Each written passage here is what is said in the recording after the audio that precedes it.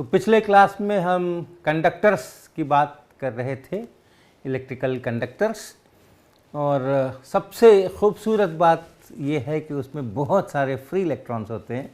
हर atom से एक या किसी से दो, किसी कंडक्टर के लिए इतने सारे फ्री इलेक्ट्रॉन्स उस मटेरियल के अंदर में होते हैं और इसके कारण से बहुत सारी स्पेशल चीज़ें निकल करके आती हैं जिसकी चर्चा हम लोगों ने की थी।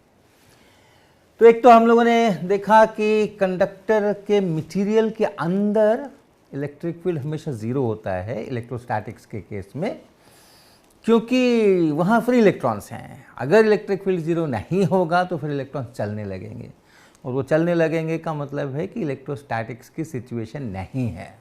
इलेक्ट्रोस्टैटिक्स की सिचुएशन में electric field inside the metal, inside the conductor हमेशा ज़ीरो होता है। ये एक रिज़ल्ट हम लोगों ने जानते हैंगे पहले से, लेकिन इस्टेब्लिश किया उसको फ्री इलेक्ट्रॉन्स के कारण से। फिर हमने देखा कि अगर चार्ज डेंसिटी को देखें तो वो भी मटेरियल के अंदर ज़ीरो होनी चाहिए, क्योंकि डाइवर्जेंस ऑफ ई बराबर रो बाई एप्सिलॉन नॉट है। तो अगर सभी जगह इलेक्ट्रिक फील्ड ज़ीरो है किसी वॉल्यूम में, किसी रीजन में, तो उसका वेरिएशन भी ज़ीरो है, तो डाइवर्जेंस ऑफ ई भी ज़ीरो है, और इसलिए चार्ज डेंसिटी भी ज़ीरो होनी चाहिए। तो कोई चार्ज किसी प्रकार से अगर मेटल के अंदर, कंडक्टर के अंदर पकड़ा भी दिया जाए, रख भी दिया जाए, तो वो चार्ज सरफेस पे फ्लो कर जाएगा, क्योंकि अंदर में चार्ज ज़ीरो होना चाहिए। ये चीज़ें हमने देखी। फिर जो सरफेस पर डिस्ट्रीब्यूशन है वो बड़ा यूनिक टाइप का है, क्योंकि उसके कारण उस पूरे कंडक्टर के अंदर हर पॉइंट पे इलेक्ट्रिक फील्ड ज़ीरो होना चाहिए। अगर हमारे पास कोई कंडक्टर है जिसका कुछ शेप है, ये पूरा कंडक्टर अगर है, और कोई चार्ज अगर दिया है इसको, और वो चार्ज सरफेस के ऊपर फैला, तो कितना कहाँ फैलेगा, क्या डेंसिटी होगी उसकी, सरफेस चार्ज डेंसिटी क्या होगी, ये अंदर तो है ही नहीं, वॉल्यूम के अंदर तो है नहीं, जो कुछ है सो सरफेस पर ही है, लेकिन कहाँ पर कितना, वो जो सरफेस चार्ज डेंसिटी है वो ऐसे बटेगी कि अंदर के हर पॉइंट पे इलेक्ट्रिक फील्ड ज़ीरो हो जाए। ये रिक्वायरमेंट है, और वो शेप पर निर्भर करेगा, शेप कैसा है, और शेप के अनुसार ये सिग्मा आर, ये इसका निर्णय होगा कि कहाँ पर अधिक चार्ज डेंसिटी चाहिए, कहाँ पे कम चार्ज डेंसिटी चाहिए, ताकि यहाँ पे सब जगह पे इलेक्ट्रिक फील्ड ज़ीरो हो।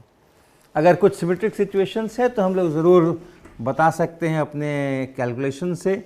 जैसे अगर मान लीजिए स्फेरिकल सरफेस है ये, अगर ये स्फेरिकल कंडक्टिंग सरफेस है और स्फेरिकल एक कंडक्टर है स्फीयर के शेप के अंदर, और उस पर कोई चार्ज है, तो वो चार्ज कैसा बटेगा, तो वो सिग्मा सब जगह बराबर होना चाहिए। अगर अंदर में ज़ीरो करना है तो सब जगह बराबर होना चाहिए। पता है आपको कि एक स्फेरिकल शेल पे अगर यूनिफॉर्मली डिस्ट्रीब्यूटेड सरफेस चार्ज हो तो अंदर के हर पॉइंट पे इलेक्ट्रिक फील्ड ज़ीरो होता है। तो वो total charge divided by 4πr² ऐसा लिख सकते हैं। लेकिन अगर ये शेप ऐसी नहीं होकर के और किसी किस्म की हो तो मुश्किल है, और ऐसे शेप भी हो लेकिन कहीं और चार्ज एक बाहर रख दें तो भी फिर ऐसा नहीं होने वाला है, वो भी पता नहीं कैसा होने वाला है, हम लोग करेंगे आगे। कम से कम इस एग्जाम्पल को ज़रूर लेंगे जिसमें कि एक स्फेरिकल शेल होगा या सरफेस होगी जिसके ऊपर कुछ चार्ज होगा, जिसका हम निकालेंगे कि कितना चार्ज होगा अगर एक पॉइंट चार्ज बाहर में रखते हैं। लेकिन आसानी से ऐसा अभी नहीं बता सकते कि यहाँ कितना चार्ज डेंसिटी है और यहाँ कितना चार्ज डेंसिटी है। इसी प्रकार से हम लोगों ने कैविटीज़ की चर्चा की कि अगर इसके अंदर में, किसी कंडक्टर के अंदर में कोई कैविटी है, यहाँ मटेरियल नहीं है, यहाँ मटेरियल है, और अंदर कैविटी के अंदर कोई चार्ज भी नहीं है, तो वैसी हालत में यहाँ भी इलेक्ट्रिक फील्ड ज़ीरो, इसके अंदर भी इलेक्ट्रिक फील्ड ये ज़ीरो होना ज़रूरी है। वो लॉजिक नहीं चलेगा कि चूंकि फ्री इलेक्ट्रॉन्स हैं, अगर इलेक्ट्रिक फील्ड होगा तो वो चल देंगे, इलेक्ट्रोस्टैटिक्स नहीं रहेगा, वो लॉजिक यहाँ नहीं चलेगा। लेकिन दूसरे कारणों से हम लोगों ने कहा कि अगर सभी जगह पे यहाँ ज़ीरो है बाहर में, और इस सरफेस के अंदर कोई चार्ज नहीं है, तो जो भी इलेक्ट्रिक फील्ड आप लगाएंगे, कुछ अगर इलेक्ट्रिक फील्ड है तो उसकी एक फील्ड लाइन बनेगी, उस फील्ड लाइन के अलॉन्ग चलेंगे तो पोटेंशियल बदलेगा।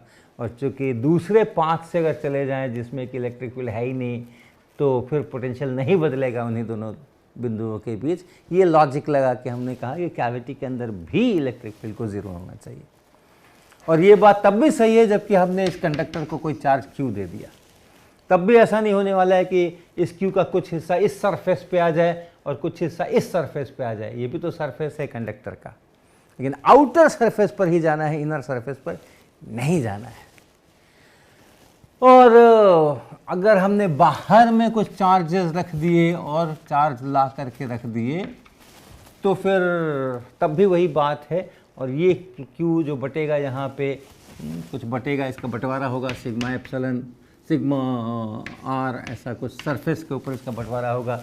ये चार्ज सरफेस पर जो पूरा चार्ज है वो, और ये चार्जेस जो बाहर हैं वो सब मिल करके अंदर यहाँ तो इलेक्ट्रिक फील्ड ज़ीरो कर ही रहे हैं, यहाँ भी इलेक्ट्रिक फील्ड ज़ीरो करेंगे, कैविटी में भी इलेक्ट्रिक फील्ड ज़ीरो करेंगे।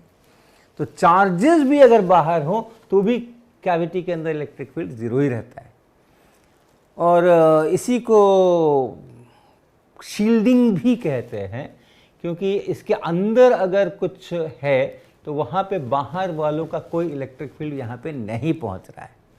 तो बहुत बार कुछ जो इंस्ट्रूमेंट्स वगैरह होते हैं जिनको कि हम बाहर के इलेक्ट्रिक फील्ड से बचा के रखना चाहते हैं, तो उसको मेटल के या कंडक्टर के एक केज के अंदर में रखते हैं ताकि बाहर के इलेक्ट्रिक फील्ड का यहाँ पे असर नहीं हो। तो वो जो मेटलिक केज है या कंडक्टिंग केज है वो बाहर से अंदर को शील्ड करता है। तो ये चीज़ें हमने देखी। इसी प्रकार से अगर हमने ये देखा कि मान लीजिए कि यहाँ पर कोई कंडक्टर है और कोई कैविटी है और यहाँ अगर कोई चार्ज है, मान लीजिए चार्ज रख दें हम, तो उसके कारण से यहाँ कुछ चार्जेस आ जाते हैं, इक्वल एंड अपोजिट साइन के चार्ज इस सरफेस पे आएंगे।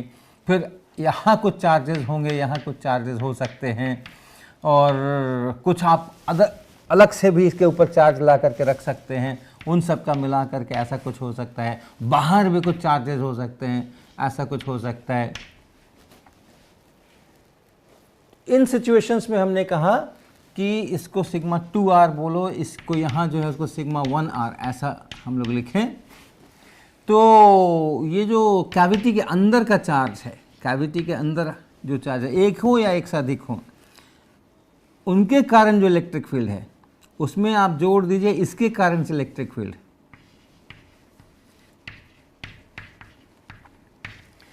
यानी कैविटी के अंदर जो चार्जेस हैं जो रखे गए हैं और जो सरफेस पे इस कंडक्टर के इस वाले सरफेस पे जहाँ कैविटी है, इस सरफेस पे जो चार्ज हैं सिग्मा 1r लिख रहे हैं उसको सरफेस चार्ज डेंसिटी, इनके कारण से इस कैविटी के बाहर सभी जगह इलेक्ट्रिक फील्ड ज़ीरो है। तो ये जो है this produce E equal to 0 for all points outside the cavity.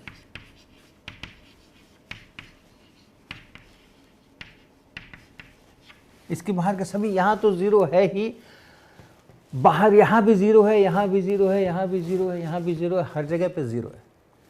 तो ये हम लोगों ने चर्चा की कि बाहर में क्या हो रहा है क्या नहीं हो रहा है, उससे इसको एक तो मतलब नहीं है, और इन दोनों के कारण से जो फील्ड है यहाँ यहाँ यहाँ, वो सारा फील्ड अलग से ज़ीरो है। और इसी तरह हमने चर्चा की कि ये जो चार्ज Q2 है बाहर, इस कंडक्टिंग आउटर सरफेस के भी बाहर, और भी हो सकते हैं, प्लस एंड ये जो सिग्मा 2r है जो आउटर सरफेस पे चार्ज है, उनके कारण से यहाँ कुछ भी चार्ज हो, यहाँ कुछ भी चार्ज हो, इनके कारण से अगर केवल देखेंगे तो इस आउटर सरफेस के अंदर के सभी पॉइंट्स पे including the cavity electric field अलग से ज़ीरो है। तो Q2 and sigma 2r produce E equal to 0 for all points inside the outer surface, इस बाहर वाले सरफेस के भीतर जितने पॉइंट्स हैं इंक्लूडिंग द कैविटीज, मटेरियल के, कंडक्टिंग मटेरियल के अंदर के पॉइंट्स प्लस इस कैविटी के अंदर के पॉइंट्स, सबके लिए ये सत्य है कि ये दोनों मिल करके और यहाँ पे सब जगह पे इलेक्ट्रिक फील्ड जीरो प्रोड्यूस कर रहे हैं। और इसलिए कुल मिला करके अगर हम यहाँ देखेंगे तो इनके कारण से यहाँ फील्ड जीरो है और इनके कारण से भी फील्ड जीरो है, तो कुल मिला के टोटल फील्ड भी यहाँ पे नेट फील्ड मटेरियल के हर पॉइंट पर जीरो हुआ। मटेरियल के हर पॉइंट पे नेट फील्ड, यहाँ नेट फील्ड देखेंगे तो वो नेट फील्ड जीरो नहीं होगा, क्योंकि इन दोनों के कारण से, इसके और इसके कारण से तो यहाँ पर ज़ीरो है, लेकिन इसके और इसके कारण से यहाँ पे ज़ीरो होना ये ज़रूरी नहीं है। इनफैक्ट नहीं होगा। अगर ये मान लो प्लस चार्ज है और यहाँ पे माइनस चार्जेस हैं, तो वो जो फील्ड हैं वो कुछ इस प्रकार से हो सकते हैं, कुछ इस प्रकार से हो सकते हैं। तो इन दोनों के कारण से यहाँ पे फील्ड होंगे, इस अंदर वाले चार्ज और इस सरफेस के चार्ज के कारण से यहाँ फील्ड होंगे, इसके और इसके कारण से यहाँ फील्ड नहीं होंगे। ऐसे ही बाहर अगर देखेंगे तो इसके और इसके कारण Q2 और सिग्मा 2r, इसके कारण यहाँ फील्ड होंगे, लेकिन Q1 और सिग्मा 1r इसके कारण से यहाँ फील्ड नहीं होंगे। ये तो नेट फील्ड यहाँ जीरो नहीं है, नेट फील्ड यहाँ जीरो नहीं है, नेट फील्ड यहाँ जीरो है। कंडक्टर के अंदर के हर पॉइंट पे इलेक्ट्रिक फील्ड को जीरो होना पड़ता है इलेक्ट्रोस्टैटिक्स में। ये तो ये जो सिचुएशन है कि अगर मान लो बाहर कुछ न होता और यहाँ पे ये हमने Q1 रखा होता, तो यहाँ पे कुछ चार्ज माइनस Q1 एक खास ढंग से डिस्ट्रीब्यूट होता ताकि बाहर के सभी पॉइंट्स के ऊपर फील्ड जीरो हो जाए। तो आप बाहर में चार्ज लाओगे तो भी, इस कंडक्टर के ऊपर एक्स्ट्रा चार्ज रखोगे तो भी इस पे चेंज नहीं होने वाला है। ये सिग्मा 1r वही रहने वाला है और ये दोनों मिलकर फील्ड अभी भी जीरो करने वाले हैं। और इसी प्रकार से कैविटी के अंदर में चार्ज हो या कैविटी में चार्ज न हो, बाहर के चार्जेस अगर आपने फिक्स करके रखे हुए हैं और इसके ऊपर जो चार्ज है, इस मेटल के ऊपर जो चार्ज है वो आपने फिक्स करके रखा हुआ है, तो उस सिग्मा 2r में कोई परिवर्तन नहीं होने वाला है। आप इसको लाएं या न लाएं, इसको और उसको मिलकर के अंदर के पॉइंट्स को जीरो बनाना है। और ये यूनिक डिस्ट्रीब्यूशन है, ऐसा होने से यहाँ जीरो हो रहा है सभी पॉइंट्स के ऊपर, और ऐसा अगर न हो, ये यूनिक डिस्ट्रीब्यूशन है। आपने एक बार हमें चार्जेस बता दिए, यहाँ पर क्या चार्जेस हैं और यहाँ पे क्या चार्जेस हैं और इस कंडक्टर पे क्या चार्जेस हैं, तो फिर एक ही सोल्यूशन है, एक ही तरह से उसका बंटवारा होना है। इसकी चर्चा हम लोग और बाद में करेंगे। तो ये सब बातें हम लोगों ने की। अब आज एक महत्वपूर्ण विषय और लेते हैं इसी संदर्भ में, और वो है कि अगर हमारे पास एक कंडक्टर है और कंडक्टिंग शीट है, एक कंडक्टिंग शीट है, मान लीजिए ये कंडक्टर है, बड़ा सा कंडक्टर है ये, तो ये एक बड़ा सरफेस दिखा रहा हूँ मैं, जैसे ये ऐसा हो और ये पूरा ये सरफेस है, इधर ये पूरा सरफेस है, ये कंडक्टर है समझिए, इधर भी है, बोर्ड के पीछे भी है, और केवल जो बोर्ड का क्रॉस सेक्शन यहाँ पर इसका बन रहा है उसी को हम यहाँ पर ऐसा करके दिखा रहे हैं। तो यानी ये इधर एक सरफेस है कंडक्टर का, इधर एक सरफेस है कंडक्टर का, इधर उधर तो है लेकिन वो बहुत दूर है। और ऐसे में अगर इस सरफेस पे मुझे पता है कि जो चार्ज है वो यूनिफॉर्मली डिस्ट्रीब्यूटेड है और वो सिग्मा है, तो वैसी हालत में इस यहाँ पे नेट फील्ड क्या होगा, इसको हम लोग इसकी चर्चा करेंगे। पता है आपको कि क्या होगा, ये सिग्मा बाई एप्सिलॉन नॉट होगा, ज़रूर आपने पढ़ा होगा स्कूल के अंदर में, लेकिन वो कैसे सिग्मा बाई एप्सिलॉन नॉट है वो अभी हम लोग चर्चा करेंगे।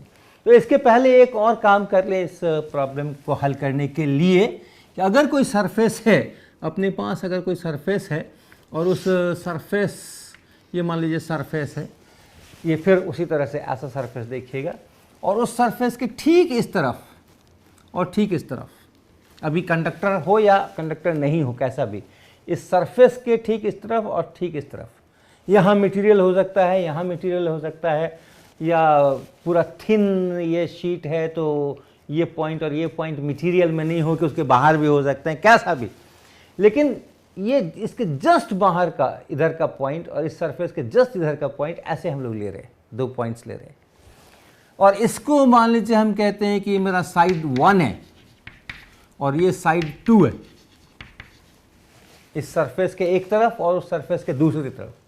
और 1 वाले साइड में हम एक वेक्टर लेते हैं, यूनिट वेक्टर n लेते हैं, ऐसा, ये इस तरफ, ये है n का डायरेक्शन। और यहाँ जो इलेक्ट्रिक फील्ड है वो उसको हम मान लो E1 कहते हैं, और यहाँ जो इलेक्ट्रिक फील्ड है उसको मान लो हम E2 कहते हैं। और हमें पता नहीं है कि वो क्या है, पैरेलल है नहीं है, किस डायरेक्शन में है, कितना मैग्नीट्यूड है, और चार्जेस कहाँ कहाँ हैं ये भी पता नहीं है, चार्जेस कहाँ कहाँ है वो भी पता नहीं है। इतना ही पता है कि यहाँ पे इस जगह पे ये जो सरफेस है, इस सरफेस पे सरफेस चार्ज डेंसिटी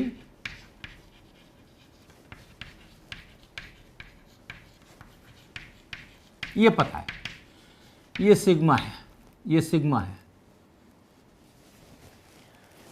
इस पे भी पूरे पे वो यूनिफॉर्म होना आवश्यक नहीं है। अभी हम जस्ट जिस पॉइंट के दोनों बगल हमने ये 2 पॉइंट्स लिए हैं, उस जगह पे जो छोटा एरिया बनाइए, उसमें जितना चार्ज है उसके अनुसार जो सरफेस चार्ज डेंसिटी है वो सिग्मा लिख रहे हैं।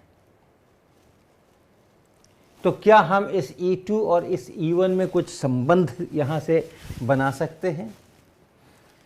तो हम इसके 2 कंपोनेंट्स करेंगे, एक इस यूनिट वेक्टर के डायरेक्शन में, यानी इस सरफेस के परपेंडिकुलर डायरेक्शन में वो कंपोनेंट, और दूसरा इसके पैरेलल का कंपोनेंट। तो हम पहले इस पैरेलल के कंपोनेंट पे काम करने वाले हैं, और इसलिए इस पॉइंट से और इस पॉइंट से होकर जाने वाला हम एक लाइन खींचते हैं, ऐसे लाइन खींचते हैं। इस लाइन की जो ये लंबाई है ये भी हम कम ही रखेंगे, इस पॉइंट के ही आसपास रहना चाहिए इसको, और इसकी जो चौड़ाई है वो तो हम बिल्कुल कम करने वाले हैं, उसको तो ज़ीरो की तरफ टेंड करवाने वाले हैं। तो ऐसा अगर हम लेते हैं और इस पर हम एक एरो लगा देते हैं ऐसे, तो ये क्लोज्ड लूप बन गया, और इस क्लोज्ड लूप पर हम इस E.dl का इवैल्यूएशन करते हैं, E.dl इसका इवैल्यूएशन करते हैं इस क्लोज्ड लूप पे।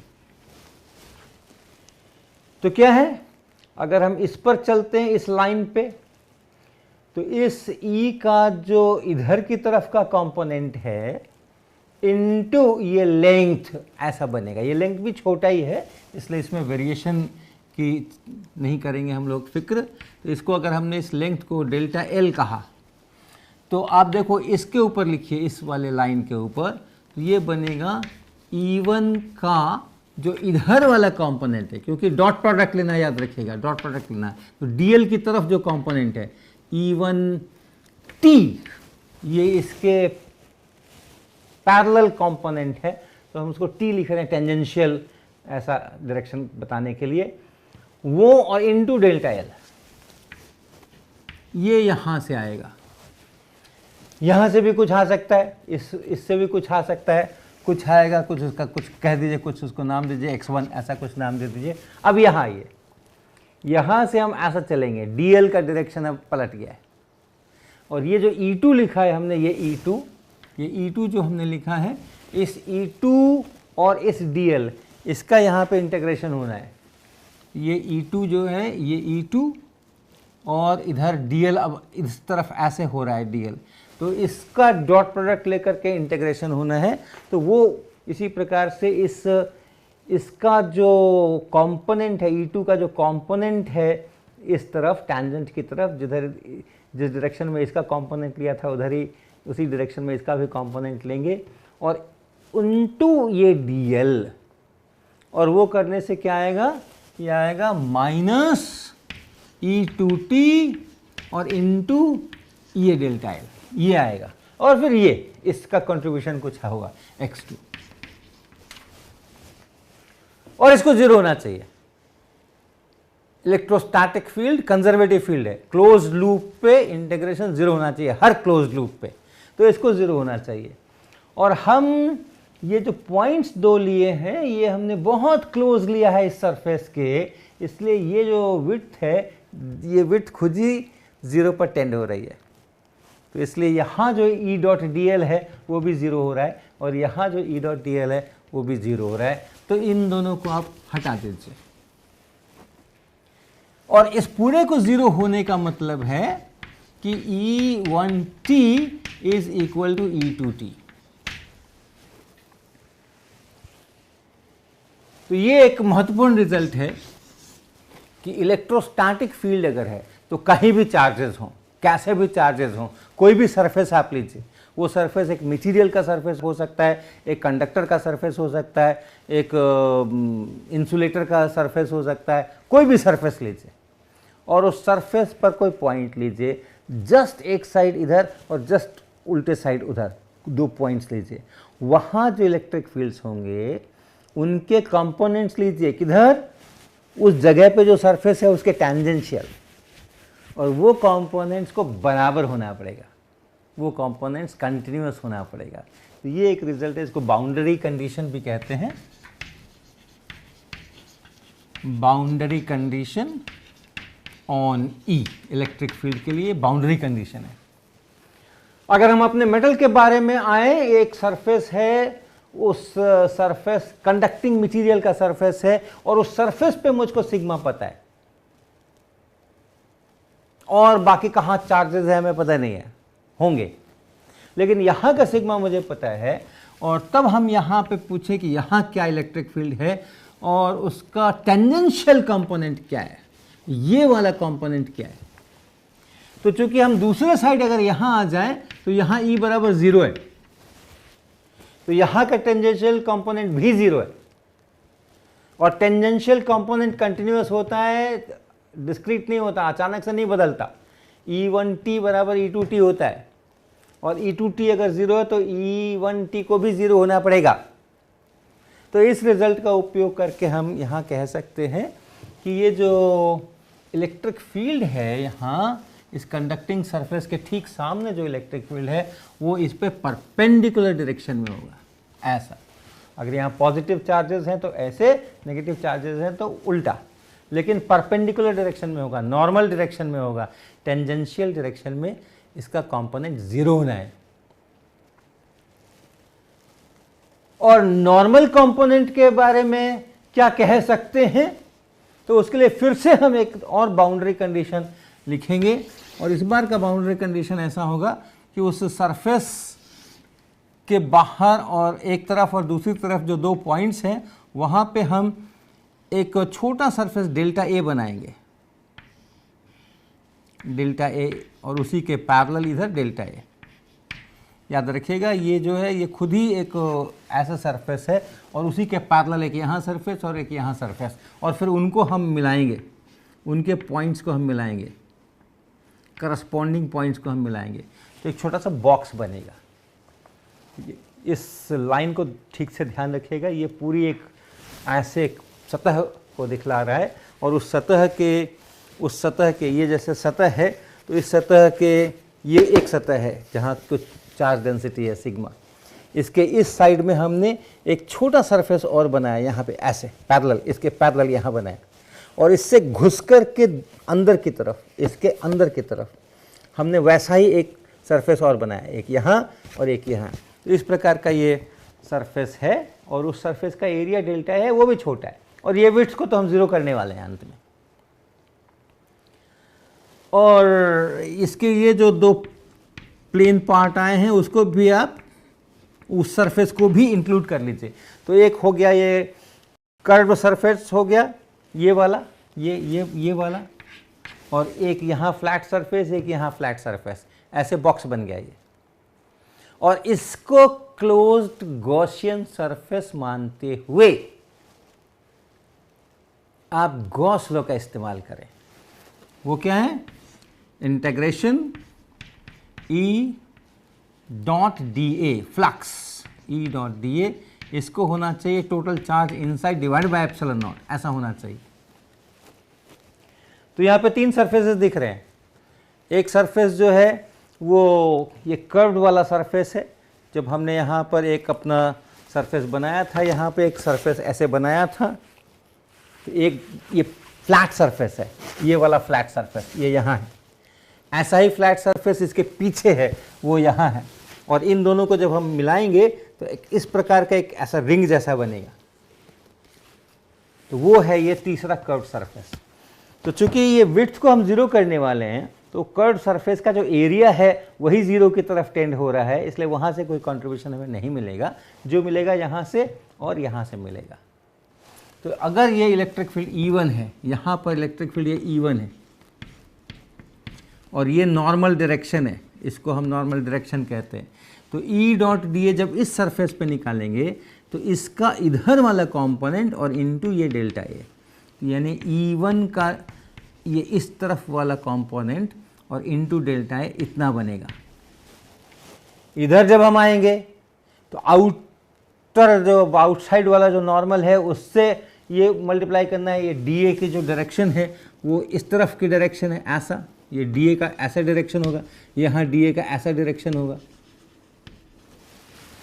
तो जब हम E डॉट da करेंगे और हमारा इलेक्ट्रिक फील्ड यहाँ पे कुछ ऐसे है, ऐसे कुछ इलेक्ट्रिक फील्ड है E2, तो हमें क्या मिलेगा? इस E2 का जब हम और इस DA के साथ करेंगे तो हमें मिलेगा माइनस E2 का इधर वाला कंपोनेंट, इधर वाला कंपोनेंट, इसीलिए माइनस, और इनटू ये जो एरिया डेल्टा ए है वो, बस ये E डॉट da जो है सो इतना बनने वाला है। ये जो कर्व सरफेस है उसकी विड्थ को हम 0 टेंड कराने वाले हैं, इस सरफेस के जस्ट इधर और जस्ट इधर। और इसको कितना होना चाहिए? Charge inside the box, charge inside the closed Gaussian surface. कितना चार्ज है इनसाइड? तो इनसाइड यही इतना दूरी में जो चार्ज है, इस सरफेस की इतनी दूरी में जो चार्ज है वही है। और यहाँ की चार्ज डेंसिटी अगर सिग्मा है तो ये है सिग्मा टाइम्स डेल्टा ए। जो डेल्टा ए यहाँ है वही डेल्टा ए यहाँ है, और वही डेल्टा ए इस सतह का कटता हुआ भी वो बॉक्स जा रहा है। This divide by epsilon naught, अर्थात E1n minus E2n should be equal to sigma by epsilon naught. ये दूसरा बाउंड्री कंडीशन हुआ इलेक्ट्रिक फील्ड के ऊपर। और इसका इस्तेमाल फिर से यहाँ कीजिए, फिर से अब इसका इस्तेमाल यहाँ कीजिए, तो हमें क्या पता चलता है? अगर इसके लिए हम लिखते हैं तो इलेक्ट्रिक फील्ड तो इसी तरफ है, केवल यही इलेक्ट्रिक फील्ड है। तो जो पहला सतह है, इस सतह का पहला साइड, ये साइड 1 है और ये साइड 2 है, इधर का साइड 2 है, इधर का साइड 1 है। तो E1n का मतलब हो गया जितना ये E है, ये E जितना है वो उतना। और E2n यानी जिसका दूसरा वाला साइड है वहां पर नॉर्मल कंपोनेंट, और ये दूसरा वाला साइड अगर ये कंडक्टर है, ये कंडक्टिंग मटेरियल है ये, और ये सरफेस जो है वो उस कंडक्टिंग मटेरियल का सरफेस है, तो यहाँ पे कंडक्टिंग मटेरियल है और इसलिए इलेक्ट्रिक फील्ड 0 है, और इसलिए उसका नॉर्मल कंपोनेंट भी 0 है। तो E2n जो है वो 0 है। तो E1n माइनस E2n, इसको होना पड़ेगा सिग्मा बाई एप्सिलॉन नॉट, और E2n 0 है, और E1n E है। तो इससे क्या पता चला? E बराबर सिग्मा बाई एप्सिलॉन नॉट। तो कंडक्टिंग सरफेस के ठीक सामने जो इलेक्ट्रिक फील्ड है वो उस कंडक्टिंग सरफेस पे वहां पे जितना चार्ज डेंसिटी है, सरफेस चार्ज डेंसिटी है, उसका डिवाइडेड बाय एप्सिलॉन नॉट होता है। चाहे और बाकी चार्जेस कहीं पर भी हो, यहां पे एक चार्ज रख दीजिए Q, वहां पे एक चार्ज रख दीजिए Q प्राइम, इस मेटल के ऊपर, इस कंडक्टर के ऊपर कुछ चार्ज डाल दीजिए, कुछ भी कर लीजिए। एक बार अगर हमें उसके सरफेस के पॉइंट का सिग्मा पता है तो net electric field due to all the charges present उसको सिग्मा बाय एप्सिलॉन नॉट होना पड़ेगा। तो ये हम इसमें से निकाल सकते हैं। तो ये दोनों इक्वेशंस बहुत उपयोगी हैं, बहुत काम के हैं कि अगर आप टेंजेंशियल कंपोनेंट देखते हैं, इलेक्ट्रोस्टैटिक फील्ड है तो वो कंटिन्यूस रहता है। अगर आप ज़रा सा शिफ्ट कर जाइए तो टेंजेंशियल कंपोनेंट नहीं बदलता सरफेस के एक साइड में और दूसरे साइड में।